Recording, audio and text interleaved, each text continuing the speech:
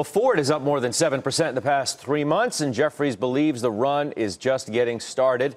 It upgraded the stock to a buy today, raised its target to $14. We've made it our call of the day. What do you guys think of it here on the desk? It's up for grabs, whoever wants it. They say so many levers, so little love. Cramer was on the air today saying he loves the call. What do we think? I think that a lot of the negative concerns regarding this company are already built in.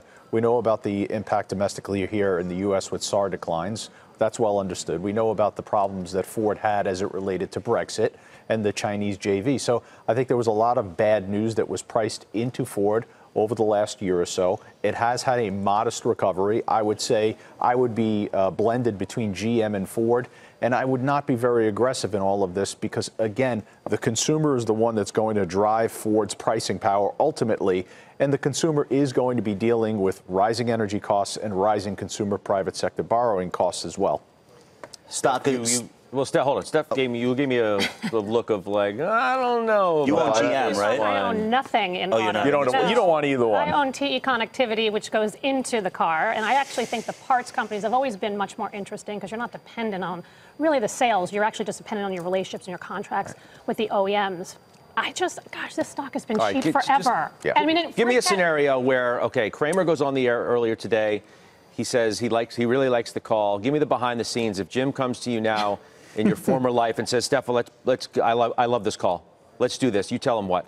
Auto sales have peaked.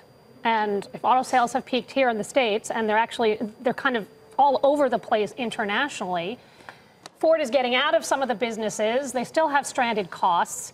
The stock is cheap. I don't know, the balance sheet's okay, but I think if interest rates go up, and I think also, energy prices go up, you have headwinds. And I just feel like both GM and Ford have been value traps forever. I mean, like I said, it's almost a 10% free cash flow yield, 7.5% multiple on, 7.5 times multiple on earnings. Like, that's cheap, I get it. But what's your catalyst to get it higher when you're seeing peak You don't sales? trust that all that news is built in already? No. And Fitch, and whether or not this is built in, Fitch today says rising used car inventories are going to hurt all the automakers. And that just came out this morning. So if that's already priced in, okay. But if it's not, that's an issue that these guys need to be worried about as well. Scott. Ford has been selling at the same price within the same 5 or 6 point range. Take out the 2008 crisis since the year 2000. Exactly. So this stock, you could have bought it for 11 in each of the last 18 years. And I don't know why all of a sudden people should get excited because somebody puts a $14 target on it.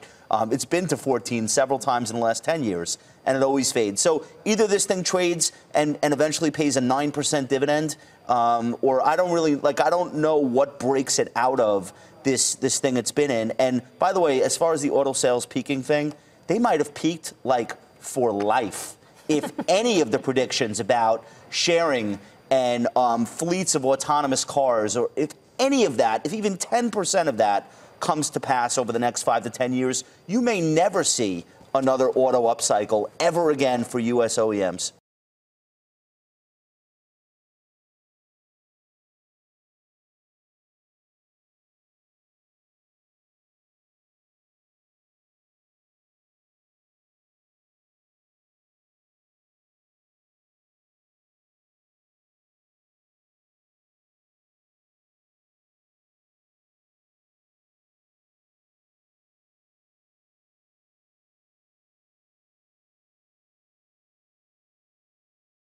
Hey there, thanks for checking out CNBC on YouTube. Be sure to subscribe to stay up to date on all of the day's biggest stories. You can also click on any of the videos around me to watch the latest from CNBC.